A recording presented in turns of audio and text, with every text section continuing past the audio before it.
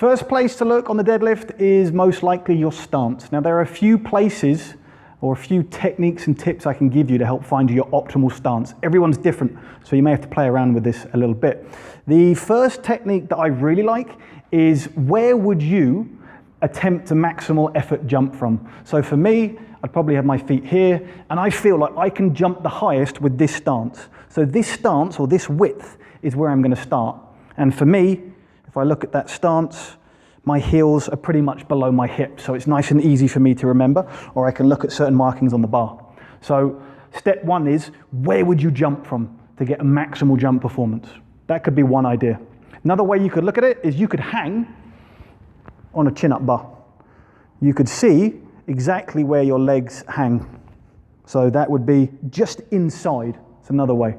So you could try a few reps like that and see how you feel. Now, depending on how much lower body musculature, specifically the quads, and maybe even your arms, you may need to go narrower than some people. So I'll give you an example of this. If I go here, my arms are too far out. So what that does is it makes this arm at this angle. I want my arms straight down. So you want to take as narrow a stance as you can whilst putting your arms straight down. Going out wider is going to increase the length that you have to move the bar, or the distance. So some people have massive quads, and to get their arms straight down, so if my arm's straight down here, if I go any wider, I can go about there, and then my legs start to push on my arms. If I go here, it's going to be in an inefficient line of pull. So I want to be able to go straight down with my arms to minimize the distance I'm pulling. So those are the three ways I would kind of look at your deadlift, see how performance is going, and base it on that. The other thing I would look at is where your feet are pointing.